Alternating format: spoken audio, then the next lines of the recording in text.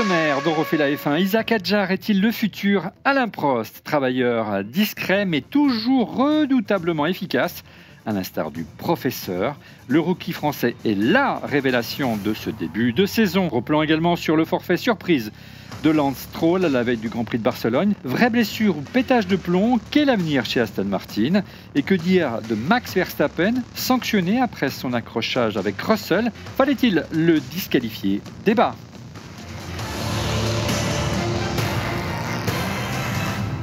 Et bonjour à toutes et à tous, très heureux de vous retrouver pour On refait la F1, votre émission hebdomadaire sur l'actualité de la Formule 1, désormais chaque lundi. Merci infiniment pour votre fidélité, vous êtes de plus en plus nombreux chaque semaine à nous suivre et n'hésitez pas à nous soutenir en vous abonnant bien sûr à notre chaîne YouTube et à liker la vidéo s'il vous plaît. Je vous rappelle que nous sommes également disponibles en podcast audio sur Apple Podcasts, Spotify et Deezer. Avec comme fanat du paddock cette semaine en plateau, elle est le rayon de soleil de cette émission, Justine Pélisson alias DRS Queen. Bonjour Justine. Bonjour Olivier, bonjour à tous. Il est le supporter numéro 1 d'Alpine et des pilotes français, Guillaume Pommier alias Redélé Forever. Salut Guillaume. Salut, bonjour à tous. Redélé, pour ceux qui n'auraient pas suivi, qui est le papa d'Alpine. Pour le fondateur de la marque Alpine, évidemment. Voilà. Il reste le fan de l'élu Lewis Hamilton, mais continue à supporter son écurie de cœur, Mercedes. Il emporte la tunique aujourd'hui, monsieur Laurent Pantana. Salut Laurent. Bonjour tout le monde. Et quant à moi, vous le savez, je demeure un supporter de Fernando Alonso, flamboyant de week-end en week-end. Il va courir jusqu'à ses 60 ans. Un mot au sujet du sponsor de notre émission. Il s'agit bien sûr de Winamax. Bien sûr, le site de Paris en ligne vous offre à tous les nouveaux joueurs 2 bonus de bienvenue exceptionnels pour parier. Pour découvrir vos avantages, rendez-vous en fin d'émission dans la rubrique pronostic ou encore dans la description de la vidéo. Je vous rappelle que les jeux d'argent sont strictement interdits aux mineurs, ce qui exclut Laurent. Et je vous rappelle également que c'est un jeu qui ne permet pas de s'enrichir, il faut bosser, et qui n'est pas une alternative au travail. En tout cas, un grand merci à Winamax qui sponsorise cette émission. Madame, messieurs. Radio check. Loud and clear. Les premiers bilans de la saison, après 9 Grands Prix et la révélation de ce début de championnat, qui est autre que le rookie français, Isack Hadjar.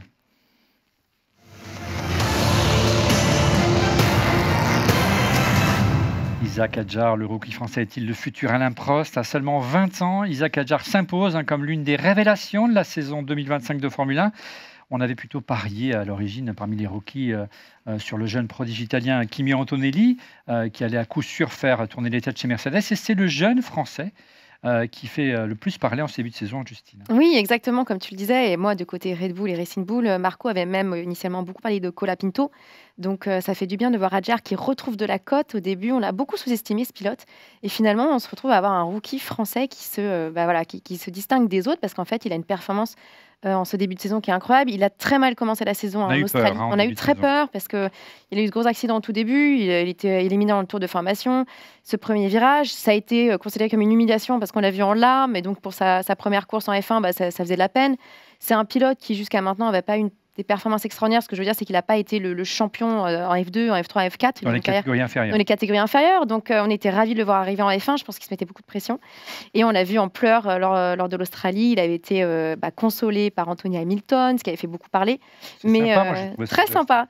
Mais je suis ravie de voir que maintenant, aujourd'hui, on reconnaît son talent, on reconnaît sa performance et qu'il est considéré comme le pilote un peu à surveiller. Et donc, ça fait du bien de voir son évolution, vu qu'au début, il était un peu sous-estimé. Et c'est pas facile de grandir dans les écuries Red Bull. Effectivement, regardez la citation et les foudres que ça lui avait attiré du si tendre et sympathique Helmut Marko. Hadjar s'est ensuite donné en spectacle avec ses larmes. C'est un peu embarrassant. On reconnaît bien le personnage. Une petite réaction peut-être avec Laurent et Guillaume. C'est vrai qu'on attendait beaucoup Kimi Antonelli, puis c'est un Français qui sort du chapeau. Tu es déçu, toi, des prestations de ton poulain, Kimi, pendant ce début de saison? Non, moi je vous trouve très très dur sur Andrea. Ouais. Je sais pas pourquoi ça m'inspire ça, mais non, mais son moteur, la lâche, son cheval, elle l'a lâché 2 fois, je peux dire cheval, mais sa monture, moteur Mercedes. Non, pas forcément le moteur, parce qu'on ne sait pas trop ce qui s'est passé, mais a priori c'est le moteur, qui pourtant est un des moteurs les plus fiables sur toutes les saisons passées, c'est ça le paradoxe. Hein. Il a été abandonné, après il n'a pas démérité, il a une voiture qui est de meilleure qualité que Hadjar, et je l'ai déjà rappelé la semaine dernière en disant que c'est pour ça que j'avais pris comme coup de cœur Hadjar, en disant qu'au regard des motorisations et des voitures... Des châssis. Oui, non, mais Hadjar avait surperformé par rapport à Antonelli. Néanmoins, pour moi, les deux meilleurs sont Hadjar et Antonelli. Donc, je ne trouve pas qu'Antonelli est totalement démérité. C'est vrai qu'il a plus brillé dans les catégories inférieures, même s'il n'a pas super brillé en Formule 2. Il a été super bien préparé, Antonelli aussi. Oui, il a eu beaucoup plus d'entraînement aussi chez Mercedes que chez Hadjar, a pu avoir lui de son côté. Guillaume, ton sentiment sur l'émergence de ce jeune prodige français, c'est lui à la dit là. Non, mais le vrai sujet, Laurent en a un peu parlé. Si on compare Antonelli et Hadjar, en fait, le meilleur rookie de la saison pour l'instant, c'est très largement Hadjar. Parce qu'il faut comparer la performance du pilote par rapport au matériel dont il dispose, la voiture. Donc je pense qu'Antonelli, il a été mis très haut par beaucoup d'observateurs très vite. Et en fait, on attendait beaucoup. Si tu veux, Antonelli, c'est le même syndrome que Ferrari. C'est qu'avant la saison, tout le monde pensait que ça allait performer de manière exceptionnelle. Et comme le gars fait pas un mauvais travail, mais on va dire un début de saison moyen, parce qu'on peut tous se mettre d'accord sur le terme moyen, on est déçu, quoi. Par contre, Hadjar, on n'attendait pas beaucoup de lui, en fait. Il était considéré peut-être comme l'un des pilotes les plus faibles, entre guillemets, du plateau. Et à part une erreur, effectivement, au début à Melbourne, dans des conditions quand même difficiles. Il n'est pas le seul, hein. Il n'est pas le seul à avoir même des pilotes confirmés. Oui, il n'est pas le seul. Après, je pense que l'adage dit tout ce qui ne tue pas rend plus fort. Clairement, ça ne l'a pas tué et puis ça l'a rendu bien plus fort parce qu'après, il y a une solidité, il y a une rigueur dans le travail, il y a une constance qui est juste exceptionnelle à ce niveau-là. Première saison en Formule 1. Le mec, il fait 5 fois dans les points sur 9 Grands Prix. Je crois qu'il est peut-être dans le top 10 au niveau du classement des pilotes, alors qu'il a une Racing Bull qui est clairement pas la plus faible voiture, qui est plutôt dans le haut du midfield. Mais quand même, je pense qu'il surperforme. Et quand tu vois les performances, et je t'emmenerai par là, de Lawson sur la même voiture, il est très largement au-dessus alors qu'il a moins d'expérience en Formule 1.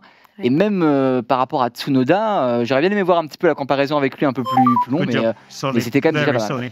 Il a su, tu l'as dit, se remettre du coup du sort lors de ce premier Grand Prix. Et par la suite, il a eu de cesse d'afficher des performances solides, Laurent, dominant tous ses coéquipiers, ou presque, que ce soit en qualif ou en course. On a préparé quelques slides, Laurent.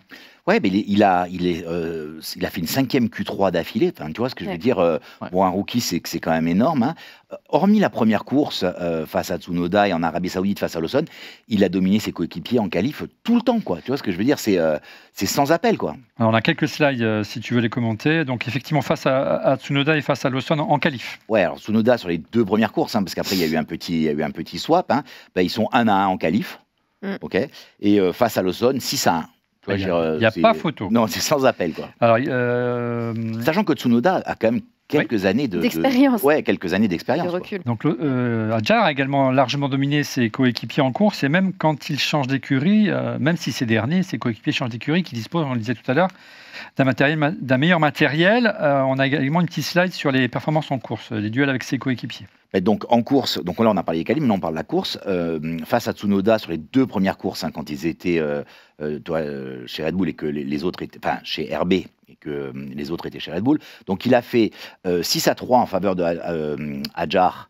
Et donc net et sans bavure. Ah ouais, c'est sans appel. Et face à Lawson, il a fait 8-1.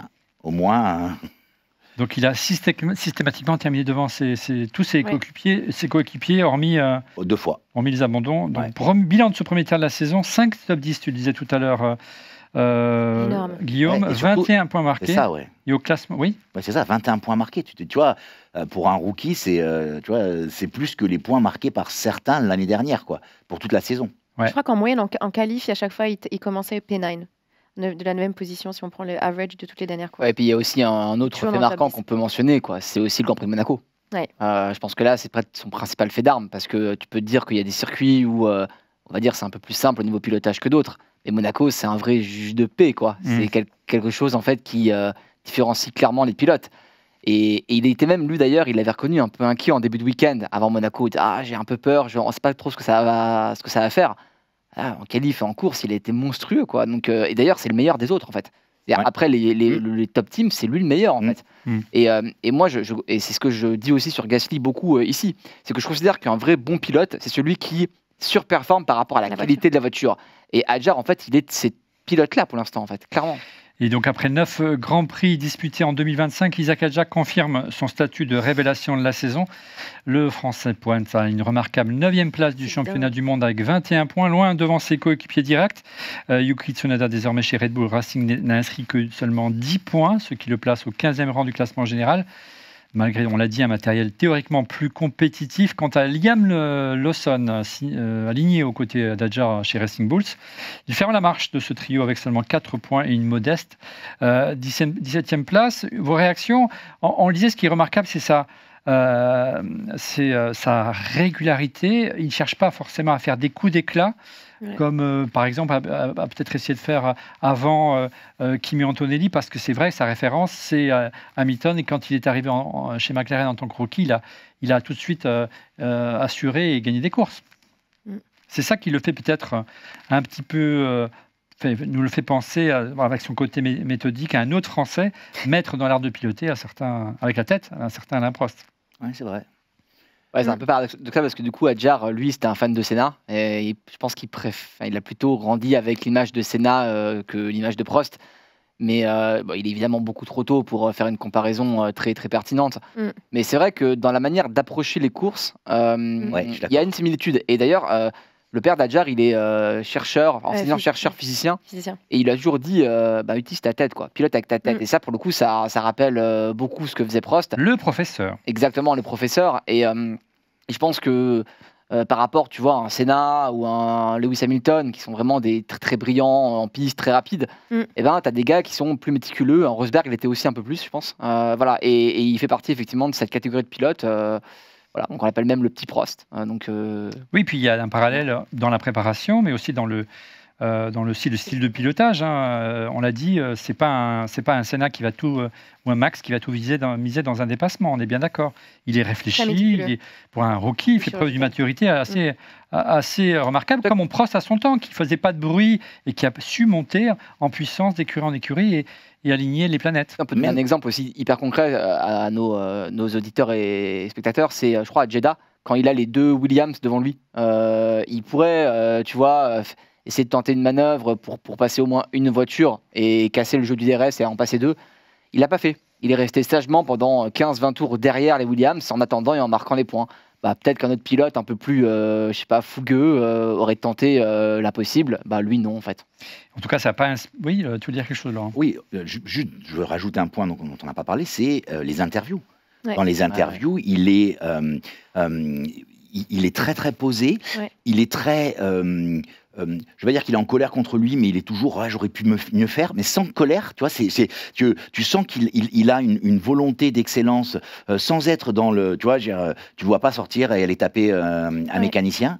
Je ne vois pas de qui. Et donc, non, mais tu vois, c'est pas du tout. Ce sont des sombres rumeurs. Et c'est pas mal parce que c'est surprenant, parce qu'on se rend compte qu'en fait, en Formule 1, on a besoin d'un tout. On a besoin de tout. On a besoin de bad boy. Et puis, on a aussi besoin de pilotes très intelligents qui pilotent avec la tête.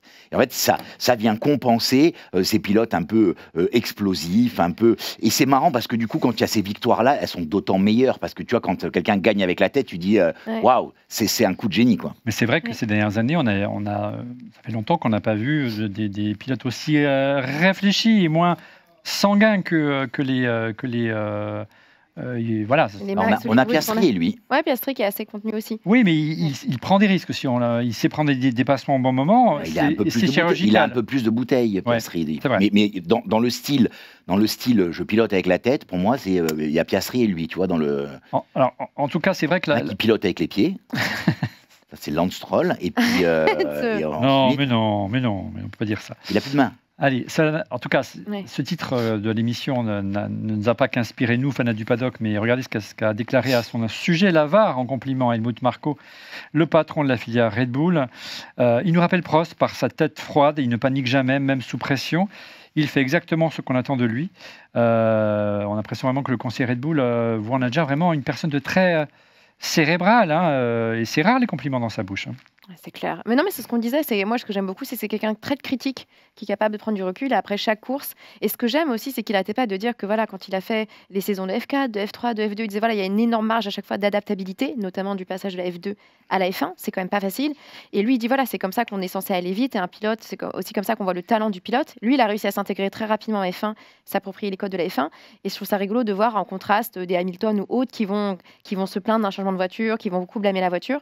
Lui, il est très critique, il s'adapte et en effet, il est très cérébral. On le sent vraiment qu'il étudie, qu'il passe beaucoup de temps dans le simulateur, qu'il travaille beaucoup avec les ingénieurs. Les ingénieurs ont aussi témoigné en disant vraiment c'est un des rookies qui travaille le plus avec nous, qui donne énormément de feedback. Donc moi, c'est vraiment un pilote qu'il faut surveiller. Et c'est amusant de voir l'évolution des rookies lorsqu'ils passent des catégories inférieures à la F1. On peut briller en catégorie inférieure. Vous vous souvenez qui était le champion Formule 2 l'année dernière, Bortoleto. Et qui n'a pas le même matériel non plus. Oui, mais voilà. Adjar était champion, mais plutôt un bon début de saison sur la Sauber. Hein. Ouais. Et plus discret, ouais. Plus discret, mais bon, il n'a pas encore une fois la même voiture. Ouais. Je pense qu'on peut pas juger les performances comme si tout le monde avait la même voiture. Antonelli, il est devant en championnat par rapport à Adjar parce qu'il a une meilleure voiture, mais par contre, plus de préparation, plus parce que du coup, il y avait plus d'attentes. Adjar, on l'attendait pas. Bortoleto, c'est un peu l'inverse, c'est-à-dire qu'il a une moins bonne voiture, donc forcément, il performe moins bien. Mais on l'attendait. Ouais, voilà. Après, c'est un peu trop tôt, tu vois, pour juger Bortoleto. Voilà. Après, c'est intéressant ce que tu dis parce que on a plein de pilotes et c'est marrant ce passage. La F1, il y a vraiment un gap entre toutes les formules précédentes et la Formule 1. Ils le disent tous. Hein. Je reprends Biermann qui est sorti de tu te rappelles quand il a remplacé au pied levé. J'allais dire à l'appendicite levé, Carlos Sainz chez Ferrari. Il est sorti de la Ferrari rincé, il avait défoncé la protection à gauche tellement la tête avait tapé sur la gauche, il avait fait un arrondi dans la gauche. Et il avait dit, je crois, en F2 on se bat contre ses coéquipiers, en F1 on se bat contre sa voiture. Quoi, tu vois, c'était une image. Moi, c'est Nyck de Vries sur lequel je veux revenir. Nyck de Vries avait tout gagné avant, dans les formules de promotion. Il a fait un remplacement exceptionnel, chez Williams, au pied levé. Il a été mis en place et puis il a été sorti. Et il fait un très très bon championnat en Formule I. Tu vois ce que je veux dire? Donc ça veut dire que parfois il y a des pilotes d'une excellente qualité, parce que là il était pas l'an dernier, il a quand même un fait d'armes l'an dernier exceptionnel à Adjar. C'est cet évitement dans le tunnel de Monaco qui relève quand même du défi. Hein. Il aurait pu se faire très mal. Hein. Il aurait pu faire très mal à tout le monde, hein, pas qu'à lui, hein, mais il aurait pu avoir 2 morts sur ce truc-là. Hein. Donc pour remettre le contexte, hein, il rentre à pleine balle dans le tunnel et il y a une voiture devant lui qui a plus rien, donc il y a plus de qui est quasiment qui roule avec l'élan, mais qui a même plus d'énergie électrique pour avoir le flash, la lumière qui clignote derrière en truc. Et donc il arrive, et en fait à un moment il est dans un tour lancé, hein, et donc en fait il met un petit coup de volant, mais dans un espace, dans un mouchoir de poche. Hein. D'ailleurs le coup de volant, tu te dis mais comment il se met pas dans le rail à gauche, et il évite la voiture. Et c'est marrant parce que vu avec la caméra, on a l'impression qu'il y a de la place, et quand il y a des gens qui l'ont simulé sur une caméra intérieure avec les positions. Et en fait, tu te dis, mais c'est pas possible qu'il l'arrache pas à la roue, quoi. Ça se joue à quelques centimètres. Sur quand même endroit, quelques années plus tôt, mon chouchou, Alonso, s'était sorti sur une Renault en tentant un dépassement à cet endroit-là. Il a fini dans le rail. Hein. Mais il allait un peu plus vite, mais c'est pas la même voiture. Mais Adjar, c'est pas Alonso. Et à la sortie du tunnel, de mémoire, comment il s'appelle, Ascari a fini dans l'eau, je crois. Carrément. On parlait de pilote cérébral. Regardez ce que... l'intéressé Alain Prost cette citation était assez prémonitoire, ce qu'il déclare il y a quelques années à la FIA lors d'une conférence. Ce qui manque aujourd'hui, c'est par rapport à ce qu'on disait à l'instant, à la typologie des pilotes de Formule 1, c'est la capacité à penser la course, gérer, observer, attaquer quand il le faut. C'est un art qui se perd. Et puis plus récemment, puisqu'ils se sont croisés, ils ont échangé. Voilà ce qu'a déclaré Prostichon. C'est un garçon qui, je pense, a de l'avenir et qui pense à ce qu'il fait. Donc voilà, ça semble véritablement une pépite pour l'avenir s'il n'est pas abîmé par les les dirigeants de Red Bull. Hein. C'est ça le risque. Regardez ce qu'a déclaré Christian Horner, notamment le patron de l'écurie Red Bull. Isaac a fait un excellent début en F1. Il serait un bon pilote Red Bull à l'avenir. Voilà, ça c'était en mai. Ouais. Là, même moi, il a été le rookie le plus impressionnant cette saison. Il a dépassé toutes nos attentes. Et en juin, il a été rapide, constant et il a toujours livré son avenir. S'il continue ainsi, son avenir est très prometteur. Le mot est lâché, les amis. Doit-il viser, dès cette saison, le baquet de Yuki Tsunoda? Clairement non. On entend tellement de rumeurs à ce sujet-là. Donc, soit pour prendre le baquet de Yuki, soit là, vu l'état de Max Verstappen, si Max était suspendu, est-ce qu'il serait l'heureux remplaçant pour monter dans l'écurie Grande Sœur? Donc, il y a deux scénarios différents. Mais c'est marrant, là, je disais Nico Rosberg qui a appelé à l'aide en disant surtout n'accepte pas cette proposition, Isaac, parce qu'on sait qu'il y aurait tout le droit. Regarde, un petit slide. Regarde ce qu'il dit. Adjar doit rester...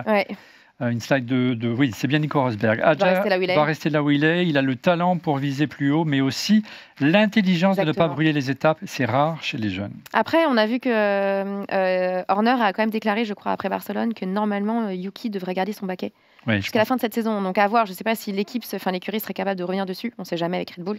Sauf gros crash. C'est ce que j'allais dire, gros crash ou quoi, si Yuki déçoit énormément.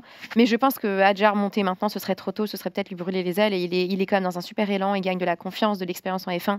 Pour moi, ça ferait pas sens de monter déjà dans l'écurie Grande Sœur, mais je pense que ça dépend pas. Ça donne quand même la confirmation de quelque chose auquel on pense et on dit et on répète depuis des mois, hein, c'est que la Red Bull est impilotable. Hein.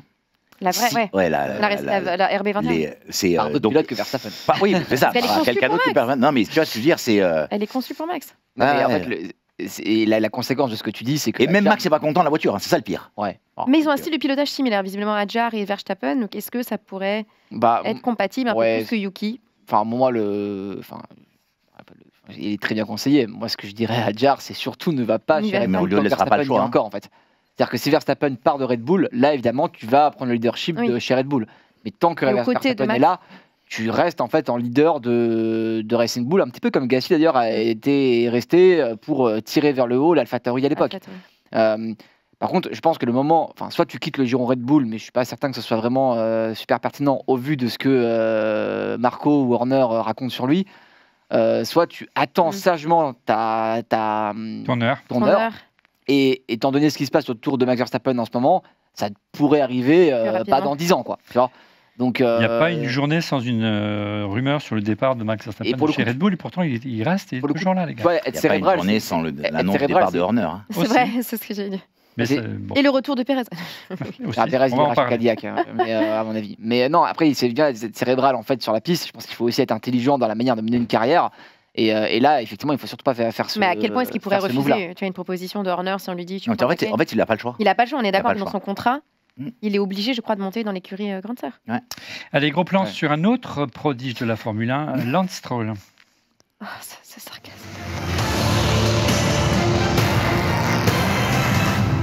On peut passer au quiz directement. Non, il n'y a rien à dire. Non, il y a 2 chapitres avant le quiz. Lance Stroll, on ne savait pas trop titrer si on devait mettre stop ou encore, ou l'énigme Lance Stroll. En tout cas, rappel des faits, le pilote Aston Martin et coéquipier du grandissime Fernando Alonso a déclaré forfait la semaine dernière lors du Grand Prix d'Espagne après les qualifications, officiellement en raison de douleurs au niveau des poignets, du poignet droit. Ce qui serait des séquelles de son accident de vélo survenu en février 2023 et qui lui avait valu, souvenez-vous, de manquer les essais hivernaux. C'est pas rien, regardez. Cette blessure a nécessité une nouvelle intervention cette semaine, ou plutôt la semaine dernière à Barcelone, réalisée par le docteur Xavier Mir. Vous savez, c'est un spécialiste reconnu en traumatologie, notamment du sport, et notamment il opère beaucoup les pilotes de moto Grand Prix qui n'arrêtent pas de se casser des os. Voilà pour la raison officielle du retrait de Lewis, donc des séquelles de Laurent Stroll. Des séquelles ont été évoquées. On peut essayer de les résumer ensemble, ces pistes, Laurent. Mais en général, on parle quoi? D'une grosse colère, c'est ça, du pilote? Il serait rentré dans son stand, très très en colère. Il y en a qui disent qu'il a pris un marteau, qu'il a tapé quelque chose. Il y en a d'autres qui disent qu'il a tapé un mécano. Il y en a d'autres qui disent qu'il a tapé contre un mur. Donc on ne sait pas trop. Il y a plein de...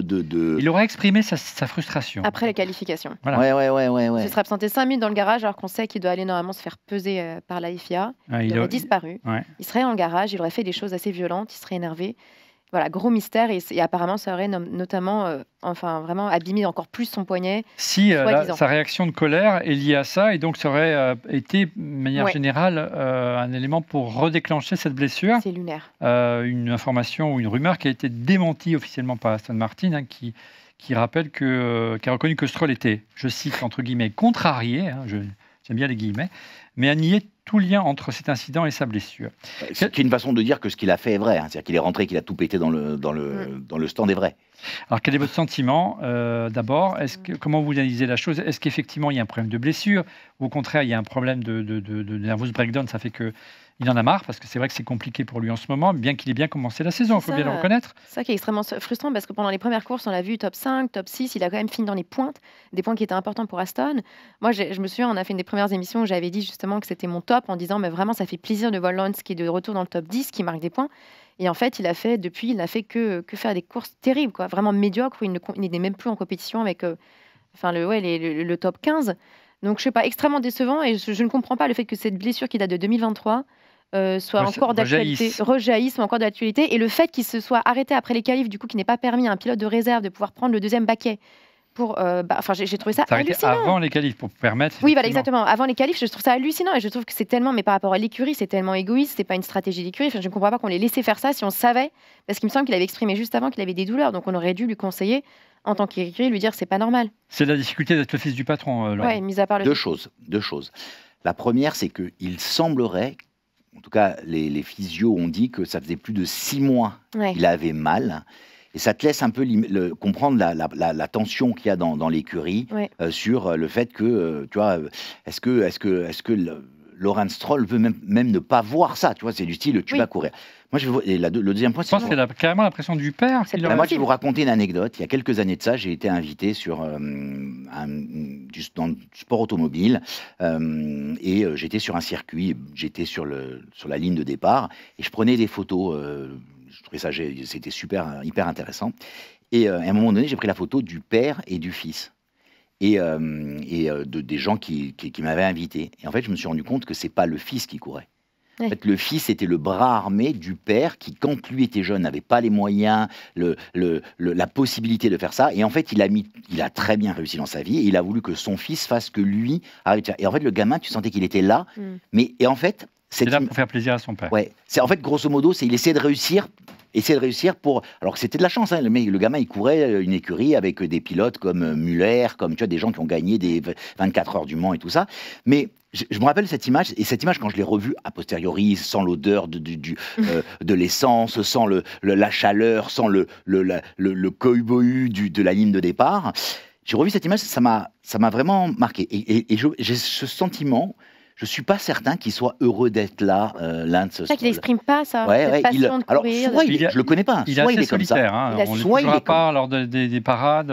Il fait un peu bande à part. Il n'est pas très souriant. Et puis, c'est vraiment la running joke de la F1. Enfin, tous les mèmes de cette année, même au début d'année, les gens se plaignaient en disant mince, maintenant qu'il performe et qu'il est dans le top 10, on ne peut plus trop cracher sur lui, alors que c'était vraiment la cible. Il a 3 fois. Il a gagné. Pour le coup, attention, je dis qu'il n'a pas envie, il a quand même gagné toutes les formules de promotion. C'est ça. Non, il n'est pas ridicule. Tu vois, en termes de pilotage, alors on a dit dans le paragraphe précédent que parfois des gens avaient gagné toutes les formules de promotion et ça voulait pas et c'était difficile le passage en F1. On sait aussi, et si les gens qui nous écoutent depuis le début de la saison, qu'on a eu des qualifs où entre le premier et le 16e, il y avait moins d'une seconde. Donc tu vois, ça veut dire qu'on a un niveau exceptionnel. Hein. Alors, avant on va vous poser la question, est-ce que stop ou encore en clair pour Lance Stroll? Moi, j'aimerais bien que les gens nous disent en commentaire si ils sont pour qu'on continue à laisser la chance à ce pilote. Stop ou encore pour Lance Stroll. Concrètement, là, il a été repéré, donc a priori, c'est pas un arrêt définitif, c'est pas un stop. Si Aston trouvait une manière élégante de le sortir du jeu en disant il s'est blessé, donc il a des séquelles, il peut plus courir, c'est une manière de le sortir du jeu parce que c'est le fils du patron. Là, il est opéré, il devrait revenir, sachant qu'il est compliqué. Je crois qu'ils l'ont annoncé aujourd'hui en disant que normalement, il était en forme. C'est son home Grand Prix en plus qui arrive. Donc Alors, il a quand même des pilotes de réserve qui sont sur le coup, même s'ils ont ils sont engagés des obligations. 24 heures du Mans. Mais de manière plus globale, je pense que Lance Stroll, il a 3 problèmes. Le premier problème, c'est son lien de parenté avec le patron Lawrence Stroll. Je ne pense pas que ce soit un problème. Non, mais attends. S'il est là, c'est grâce à ça. Oui. Qui lui en fait, attire des problèmes par rapport au suiveur, parce qu'un peu de moquerie, si tu veux. C'est-à-dire qu'à niveau, à performance équivalente, là, on dirait pas forcément ça. Et puis là, c'est facile de dire, c'est le fils du boss, donc il est là pour ça. Donc déjà, tu as un premier problème, en fait, lié à ça. Le deuxième problème, c'est quand même le niveau de l'écurie, quoi. Enfin, désolé Olivier, mais aujourd'hui, elle est nowhere. Et même ton chouchou Alonso, tout grand Alonso qu'il est, s'énerve. Alors, pas en cassant le stand, mais en cassant bien les oreilles des ingénieurs à la radio. Parce que franchement, il y a des radios d'Alonso qui font quand même vachement peur. Et ensuite, le troisième problème, c'est en fait les coéquipiers de Stroll. C'est-à-dire, en face de toi, tu as Vettel, après tu as Alonso, c'est quand même des super champions en fait, de la catégorie. Donc forcément, tu souffres un peu la comparaison et tu es ramené au fils du patron parce que par rapport à Vettel ou Alonso, tu es moins fort. Donc si tu es là, c'est parce que tu es le fils du boss. C'est un peu dur, tu vois. Donc moi, je pense qu'il restera. Je pense qu'il restera encore. Voilà. Jusqu'à ce qu'il décide de partir. Je rappelle cette scène mythique de Drive to Survive où tu as Lawrence Stroll qui explique qu'il est prêt à faire tout ce qui est en son pouvoir pour faire de son fils un champion du monde. Mais c'est normal. Non mais je sais, ce que je veux te dire, c'est que F1, tu vois, non mais je pense qu'il aime la F1, Lawrence Stroll. Je pense qu'il l'aime, je pense que ça lui plaît tout ça. Il a le sang vert. Ouais, non, mais ça lui plaît. Ouais. Mais cette phrase, quand tu l'entends dire, il le dit avec tu vois, la froideur du chef d'entreprise. Tu vois, tu sens que c'est pas une phrase en l'air. Mais tu vois, il est pas seulement chef d'entreprise. Il est propriétaire. Il est propriétaire de l'écurie. Mais c'est pas que l'écurie de F1, c'est aussi la fabrication des voitures. On critique pas ça. Là, tu mets l'argent, t'es propriétaire d'un truc. J'ai envie de te dire, si les mecs ils veulent pas que mon fils court, ils rachètent une écurie et puis ils font courir d'autres pilotes, quoi. C'est clair. Tu vois, c'est en tout cas, en cas d'indisponibilité, c'est dur à dire. L'équipe pourrait donc faire appel à son pilote de réserve. Officiellement, c'est Filipe Drugovich, mais qui a également des obligations au Mans, ou encore Stoffel Van Dorn, un grand F2. De la F2 et des catégories supérieures, il était imbattable. Inférieur avant d'arriver chez McLaren. Et il est arrivé au mauvais moment. Et puis, il y aurait peut-être aussi un certain Valtteri Bottas, le pilote de réserve Mercedes, qui serait sur le coup si... le Finlandais le plus australien. Mais normalement, Stroll, ils viennent de l'annoncer, il était en forme normalement pour le Grand Prix du Canada. Donc il devrait être là. Je pense qu'il va courir. Alors, Lance, pour le stop ou encore, quels sont les arguments du stop? Qu'est-ce qu'on peut dire depuis le début de la saison, hormis les premiers Grands Prix où il a commencé à décoller, il a même marqué plus de points que notre ami Fernando. Ses performances, de manière générale, sont en deçà des attentes, on peut le dire. Oui, je crois que tu avais des statistiques. Je crois qu'il a fait plus de 100 Grands Prix. Et ensuite, quand on voit les chiffres, c'est pas... Enfin voilà, en termes de points qu'il a rapporté, mis à part les stats... 174 départs, pardon. Il a fait quand même 3 podiums, mais dans le passé. Il a quand même fait 3 podiums, Azerbaïdjan, Monza et Sakir, ce qui n'est pas rien. Je suis convaincu qu'il a une pole en Turquie, chaque fois sous la pluie. Oui, c'est ça, ce que tu disais, c'est il a vraiment des compétences, il a du talent de pilotage en termes de pluie. Il a fait 3 troisième places et vraiment un vrai talent sous la pluie. Tu vois, ça date, c'est des chiffres qui datent de 2017, de 2020, c'est quand même pas des performances récentes. On peut saluer en disant, là en 2023, 2024, il est nowhere. Ce qui le nuit aussi, c'est son comportement, je dirais. Il est très froid avec. Je suis poli avec la presse. Il est très froid avec ses coéquipiers également, et avec ses ingénieurs et tout. Il a 2 défauts selon moi sur la partie comportementale. Et encore une fois, je suis pas son pote, je suis pas son ami, donc je te dis, c'est un ressenti. Mais le premier, c'est qu'il est taciturne. C'est-à-dire qu'il est peu loquace et taciturne, et donc du coup, ce qui agace un peu la presse. Et le deuxième, c'est qu'il a un petit côté un peu colérique. C'est-à-dire qu'à plusieurs reprises, on l'a vu s'énerver. Donc je pense que c'est quelqu'un qui a un feu intérieur, qu'il essaye de contenir, et de temps en temps, ça sort. Et quand ça sort, il s'énerve. Encore une fois, parfois, c'est pas facile d'être un fils d'eux. Ah oui. Tu vois, son père et son grand-père sont des grands noms en Amérique du Nord. Ils ont très très bien réussi leur vie. C'est lui qui a lancé la marque Tommy Hilfiger, je crois, aux États-Unis, c'est ça? Oui, en fait, ils ont récupéré la distribution de la marque et de plusieurs marques d'ailleurs. Donc pas du tout dans le monde de l'automobile. Pas du tout. Ils ont fait fortune. La famille Strulovich. On a vu que les stats donnaient plutôt raison au fait qu'il avait de l'expérience, qu'il avait un vrai bon coup de vélan, il a brillé dans les catégories inférieures. Ce qu'il lui faut peut-être, c'est un encadrement différent que ce qu'il a aujourd'hui et quelqu'un qui lui dise la vérité. C'est ça l'enjeu peut-être, C'est à Guillaume. moi d'y aller du coup. Guillaume, qu'est-ce que tu penses? Je sais que tu veux le défendre, ce petit Stroll. Moi, je pense qu'il faut le remplacer si jamais il y a quelqu'un qui peut faire mieux que lui. Tu vois, déjà, on ne sait pas. Enfin, c'est pour qui pourrait faire mieux avec cette modeste Aston Martin en ce moment. Tu vois, Fernando Alonso. Ben non, mais Alonso lui-même il galère, tu vois. Donc, Il a quand même fait un top 10 là. oui, super. Enfin, il n'est pas là pour ça. La seule chose qui fait rester Alonso en Formule 1, c'est Adrien Newey et l'espoir en fait d'avoir une voiture compétitive en 2026. Mais est-ce que c'est pas ça le point? Est-ce que ce que tu dis là, c'est pas le point? Est-ce qu'en si. fait, ce qu'on attend, eux, ce qu'ils attendent, c'est pas ce moment, c'est ce moment où l'étincelle prend et ça s'allume, et qu'en fait la voiture devienne tellement bonne qu'ils puissent aller briller. Tu le mets dans une Aston Martin, il gagne tout, l'ami Lance. Peut-être, mais moi c'est ce que je disais tout à l'heure, c'est que le problème aussi c'est l'écurie, tu vois. L'écurie et puis la comparaison avec son coéquipier. Alors évidemment, si tu me dis demain Verstappen cherche un nouveau défi et puis veut aller chez Aston, oui, bah, là il y a effectivement il y a un vrai je pense sujet. qu'ils vont sacrifier Fernando, ils vont garder l'Inde, c'est évident. C'est possible. Ils n'ont pas fait tout cela, c'est tout structuré, racheté. C'est ça qui est frustrant. Voilà, Olivier, en fait, sportivement, c'est illogique.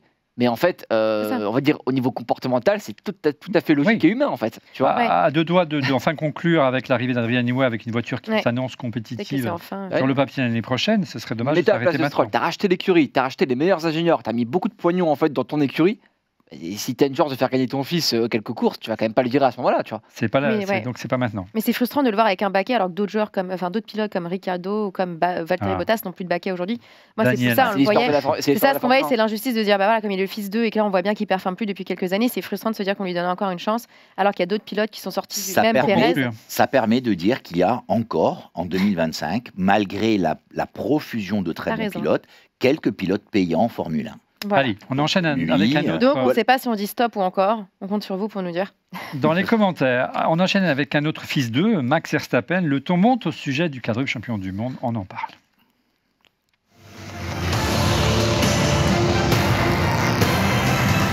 Le ton est encore monté après le Grand Prix de Barcelone tout au long de la semaine dernière suite à son accrochage délibéré avec George Russell et malgré ses excuses lors du Grand Prix de Barcelone, pour lequel il a subi une pénalité de 10 secondes et un retrait de 3 points sur sa super licence.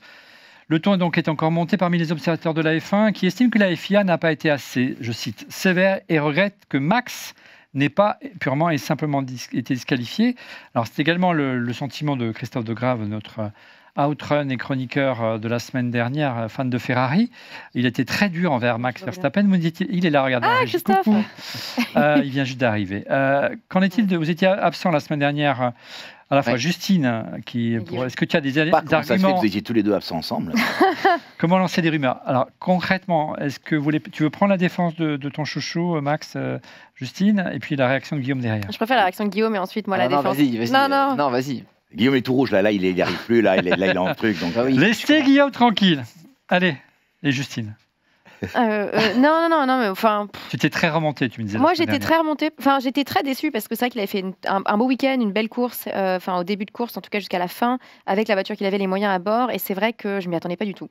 Je savais qu'il avait cette bipolarité parfois et que c'était possible qu'il soit très sanguin et impulsif. Et on connaissait ce côté Mad Max.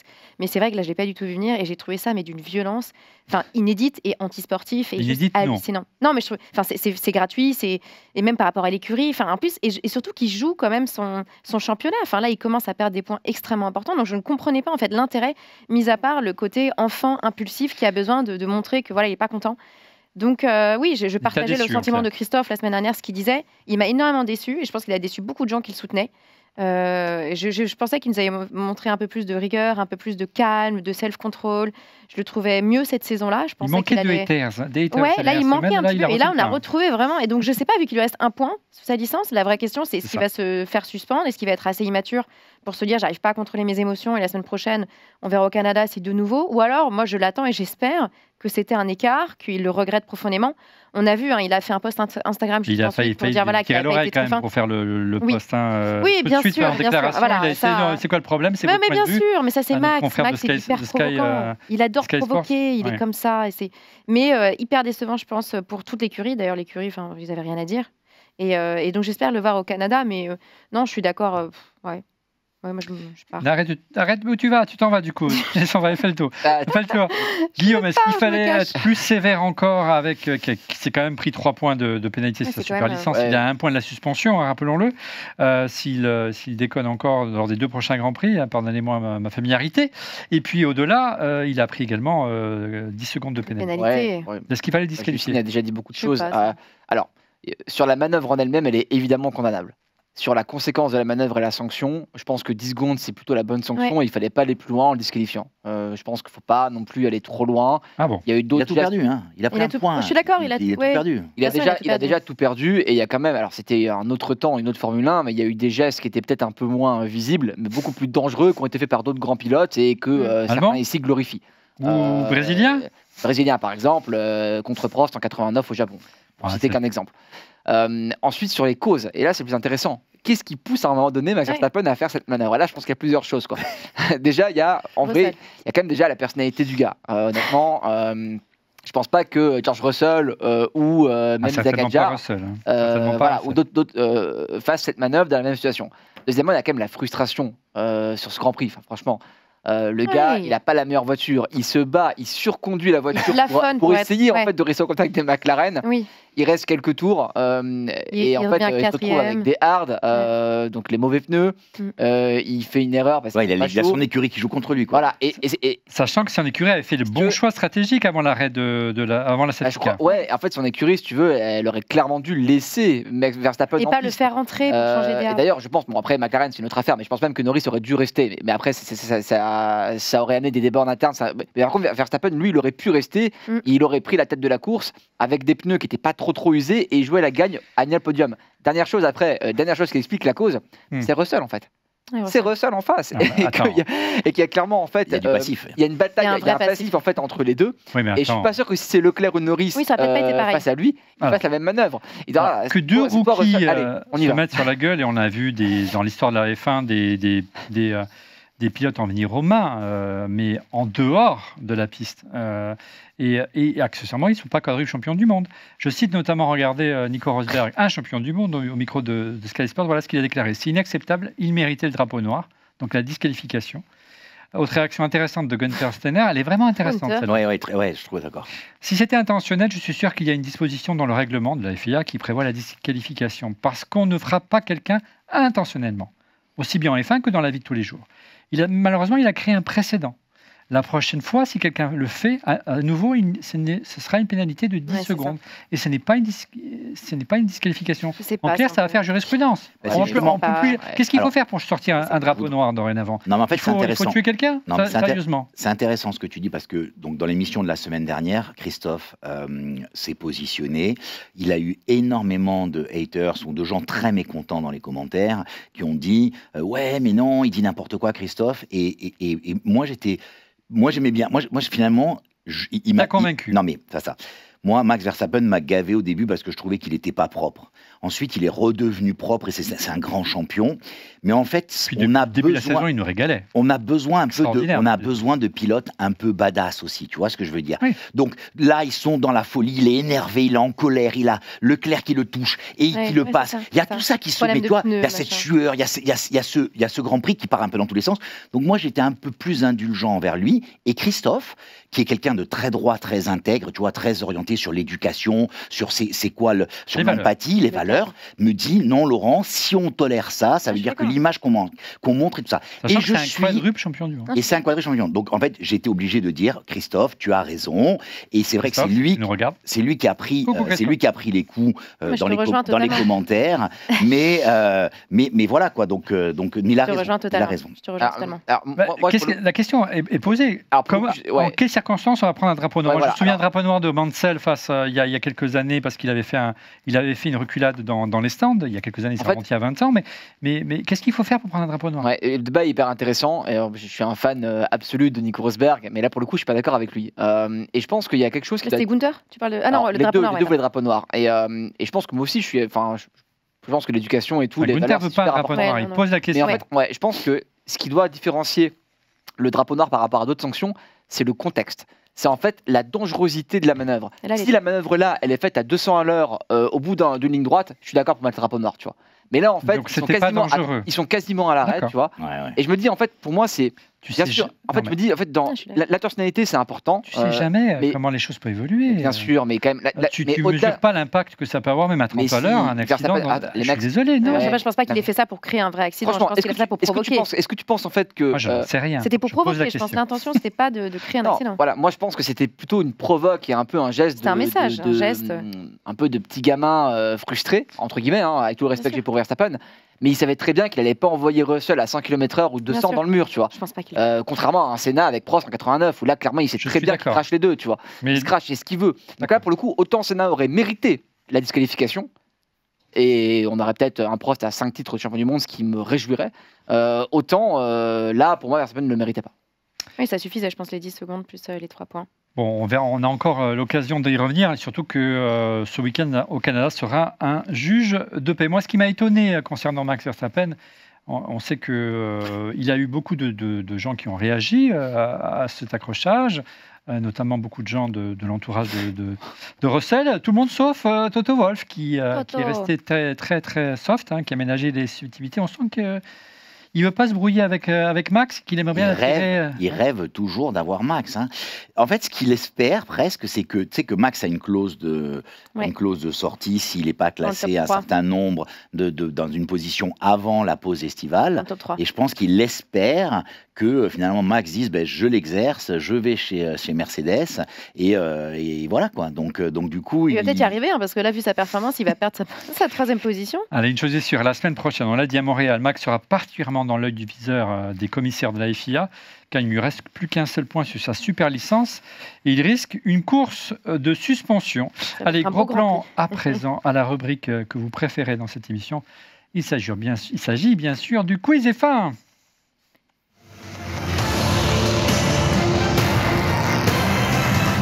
Les amis, place maman, au moment que vous attendez tous, le quiz est fin. Et cette semaine, sortez les livrets de famille. Hein. On met à l'honneur les dynasties du paddock, les noms qui traversent les générations, ses pères champions et ses fils prometteurs. Ou l'inverse, vous êtes prêts? Main sur le volant, casque vissé, ceinture bouclée.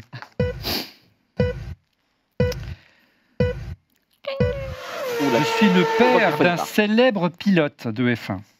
Attention. Je suis le seul pilote de l'histoire à avoir remporté la triple couronne. Graham Hill. Bah, Tu l'as dit. La régie? Ah, c'est lui, c'est lui, Guillaume, c'est c'est lui, Guillaume. c'est lui. La régie? Ah, c'est lui, je crois que c'est lui. C'est Guillaume. Ah 4 points pour Guillaume. La triple couronne, Monaco, 24 heures du Mans, Indy 500, c'est ça? Exactement. exactement. Champion du monde de F1 en 62 et Et 68. Connu pour sa moustache et son élégance, son fils est également devenu champion du monde. 96. Damon Hill. Le père d'un également célèbre pilote, toujours. Je suis le pilote iconique de Ferrari, bien que je n'ai jamais Villeneuve. été champion du monde. Je veux le prénom. Gilles. Bah oui, il y a Le père. père et fils. Hein. Gilles Villeneuve, bonne réponse de Guillaume. Il va nous fumer. Oh. Gagnant de 6 Grands Prix en carrière, mort tragiquement lors des qualifications du Grand Prix de Belgique en 82. Son fils a été champion du monde en 97. Et je suis le regretté Gilles Villeneuve. Je suis le fils d'un dirigeant de F1. Mon père s'est fait connaître comme copilote de rallye avant de devenir directeur d'écurie. Tot. Je veux le prénom. Nicolas Tot. Nicolas Todd. Sans faute de Guillaume. C'est tellement fort. Nicolas Guillaume. Todd, Laurent, tu ne connais que lui. J'ai été le manager de Jules Bianchi ou encore de Philippe Massa. Je suis aujourd'hui l'agent de Charles Leclerc.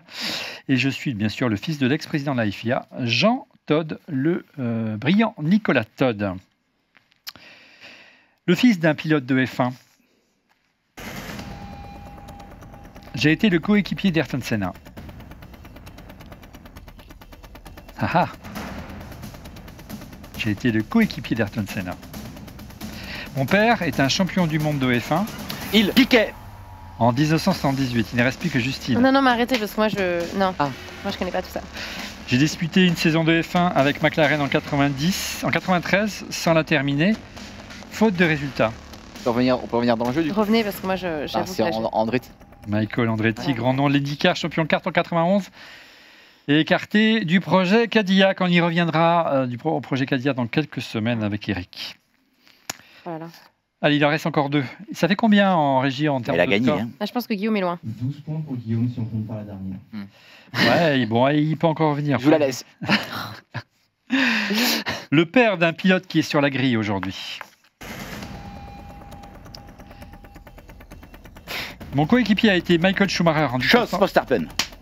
Trop Jos fort. Verstappen. Dès qu'on Bonne parle de réponse Jos, de Laurent Brantanache. Je n'ai jamais remporté le Grand Prix. Mais j'ai pris feu. Je suis une figure paternelle rugueuse, Ah là là très là. présente dans les paddocks. Mon fils est quadruple champion du monde. Jos Jos Verstappen. Verstappen. Allez. Je suis le père d'un pilote de F1. Carlos Sainz. Je suis le premier pilote finlandais titré. Rosberg. Keke Rosberg. Keke. Keke Rosberg. Bonne réponse de Guillaume. C'est Bravo. trop fort. Je suis champion du monde en 82. J'ai piloté notamment pour Williams et McLaren. Et mon fils a été également champion du monde en 2016. Allez, la dernière question Encore subsidiaire. Mais question subsidiaire. Combien de titres? Il va falloir prendre des notes. Combien de titres de champion du monde de Formule 1 cumulent ces paires de pilotes de F1? Alors, ces paires, qui sont-ils? Graham Hill, Nelson Piquet, Keke Rosberg, Mario Andretti et Michael Schumacher. Michael Schumacher, on part déjà à 7. Hein. Allez, on commence avec Guillaume. Alors, je pense que c'est 16. 16 pour Guillaume. Attends, laisse-moi. Je peux. Non. Bah. 16? Attends, laisse-moi. Redis les mecs. Ah, c'est pas possible. Graham Hill, Nelson Piquet, Keke Rosberg, Mario Andretti et Michael Schumacher. Allez, Ouais, c'est 16. Justine, plus ou moins? 13. 13 pour Justine. Et toi? J'aurais dit 16, donc j'hésite entre dire 15 et 17. Hein, il a dit en premier. Je vais dire 15. Eh bien, C'est on va 16. donner la bonne réponse à Justine parce que c'est 14. Elle a trouvé en dessous, toi tu es au-dessus. Bravo Justine! Arrêtez, mais vous êtes vraiment.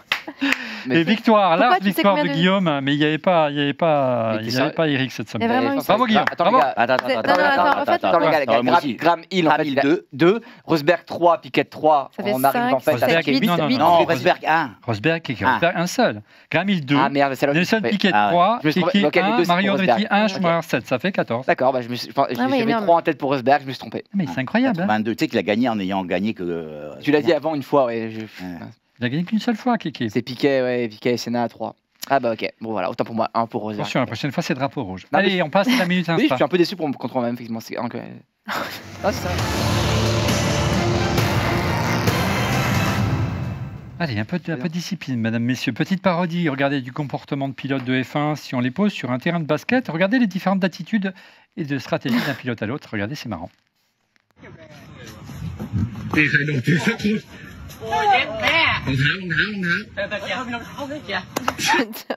Voilà, on reconnaît Max Verstappen à son C'est style petit, c'est flamboyant. vraiment petit. Il chope Jean.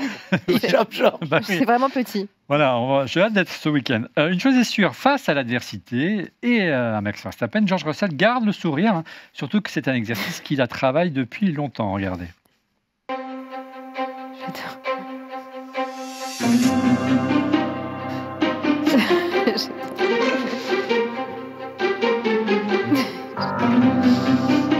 Il y a de ces comptes sur Instagram qui c'est vraiment à mourir de rire. Ah, la mémosphère Ouais. autour de la Formule 1 est exceptionnelle.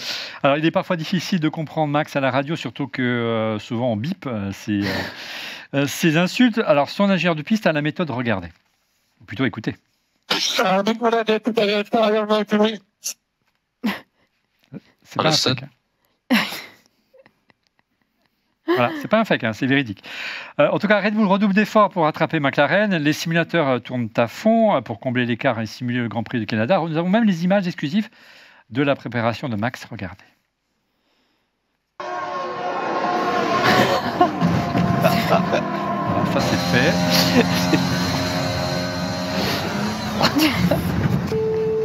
Tu vois, ça c'est drapeau noir. Tu vois, voilà.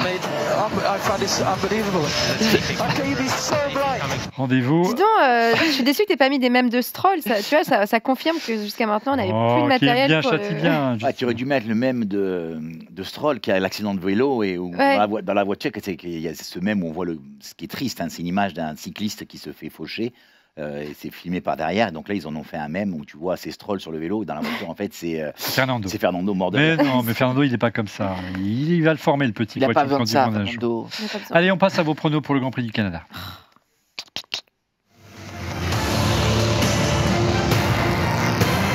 Les pronostics avec notre partenaire de cette émission, il s'agit bien sûr de Winamax. Découvrez la double offre de bienvenue de notre partenaire Winamax, qui donne à tous les nouveaux joueurs, et à tous les nouveaux joueurs, 2 bonus exceptionnels. J'y suis arrivé. Bonus numéro 1, Winamax vous rembourse votre premier pari en cash, et si celui-ci est perdant, dans la limite de 100 €.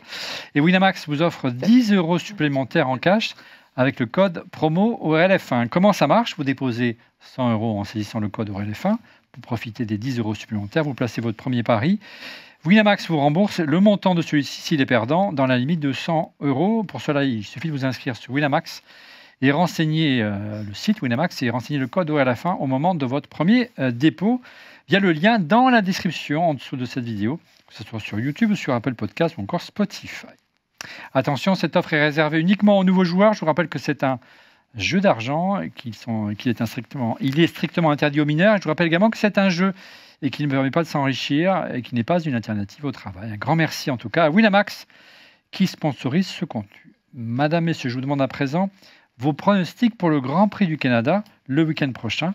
Avant son grand débrief la semaine prochaine, on commence avec Guillaume. Gasly, Ocon, non je rigole. Putain, non, en Formule 1. Ok, non je rigole. Pardon. Allez, et il faut que ça revienne au championnat. Lando Norris va gagner. Verstappen en 2. Et Leclerc en 3. Très bien. Justine? Max en 1, parce que Max, il va revenir, il va être tellement posé, force tranquille, résilient, génial. Force tranquille. Ouais, vraiment, il va être super. Il lui reste 1 point sur sa super licence, ça va être parfait. Donc Max, je dirais Max, Lando, Piastri. Max, Lando, Piastri. Laurent? Piastri, Max, Lando. Allez, moi je vais parier un Max Piastri Norris pour le prochain. Je prenais pas de risque. Ah oui, on est vraiment moi, je prends des risques. Je mets une Ferrari sur le podium. Pourquoi les gars, franchement, c'est petit. moi je mouille quoi. Faut voir. Leclerc, il a des chances. Avec un coup de drapeau rouge ou de voitures de sécurité, il a ses chances. Allez, c'est la fin de Refait la F1. Merci de l'avoir suivi. Merci Laurent, merci Justine, merci Guillaume de vous être déplacé dans ce beau studio rue La Boétie à Paris, au village Boétia, malgré ce jour de férié. Donc c'est un bel effort. Merci. Les amis, on se retrouve lundi prochain pour le débrief du Grand Prix de Canada. On salue la régie. Merci la régie. Voilà, et Christophe qui est là. Il s'est changé de t-shirt. Il était rose, il est noir, il va devenir vert après. Cet homme est incroyable. Il est déjà prêt pour On refait le Mac ce soir, parce que nous sommes en direct. Au moment où vous verrez cette émission, nous serons en direct également sur On refait le Mac pour le live Apple. Je vous rappelle que désormais, On refait la F1, c'est tous les lundis vers 18-19h. Et pour être prévenu en temps réel de la mise en ligne de l'émission, je vous invite à vous abonner à notre chaîne YouTube On refait la F1 en cliquant sur le petit bouton. Et n'oubliez pas, le petit pouce, ça fait toujours plaisir. À la semaine prochaine. Salut!